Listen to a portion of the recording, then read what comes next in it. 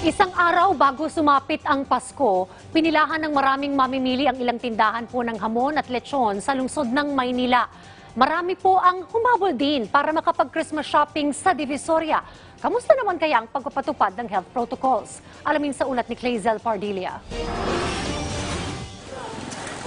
Ilang oras bago magpasko, daan-daang customer ang pumila para bumili ng hamon sa tindahang ito sa Maynila. Si Ryan tiniyak na masusungkit ang star ng Noche Buena. Alam ho natin mahabang pila, kanya inaga ako na ho. Mula rito sa Palangka Street, umabot ng pila ng mga customer hanggang Carriedo makabili lamang ng hamon ngayong Pasko.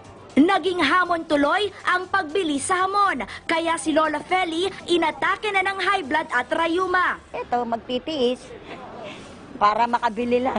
Kagusto ang makabili, makakain. Hinati na ang pila, kaliwa sa tingi, kanan sa bultuhan, pero may ilang hirap makaintindi. Gulo, yung iba may parating, hindi na maintindihan kung saan yung pila. At may ilang walang disiplina. Siyempre nakakainis, dapat wala nang singitan. Kaya ang mga armadong pulis, inayos na sila. Siguraduhin niyo po na magkakasunod yan number nyo, simula number 1. Para makabili lahat ng hamon, 5 na lang ang pwedeng bilhin ng bawat customer. Pero sa lechon house na ito, hindi na nakabili ng lechon ang lahat ng customer. Tanghali pa lang kasi, ubos na ang supply nila.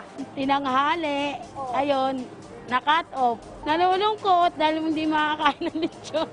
Kaya labis ang saya ng customer na may nabutan pa. Special occasion is never the same without lechon. Dahil bawal ang social gathering, ayon sa may-ari ng lechon house, mas mabili ngayon ang per kilo ng lechon. Mabenta rin ang Noche Buena item sa grocery na ito. Ang kahapong matamlay na negosyo, dinagsa ng mga tao. Pandagdag lang sa binigay ni Yorme. Pangamba tuloy ng ilang negosyante, Maaaring maubusan kasi last minute sabay-sabay namin eh. Kapag ganyan na mahirap na mag-replenish, wala nag-deliver. libo-libo rin ang nagkumahog mag-shopping sa Divisoria. Katiwiran ng ilang mamimili, Ngayon lang po kasi ako na nagkaroon ng vacant time. Kapon lang kasi kami binigyan ng bonus. Kaya eto, nagabul ako. paalala ng DTI, ngayong may COVID-19 pandemic, bukod sa maging wais, maging responsable rin sa kalusugan ng sarili at iba. Dahil mas masaya ang Pasko kung ligtas ang pamilya. Clazel Pardilla para sa Bayan.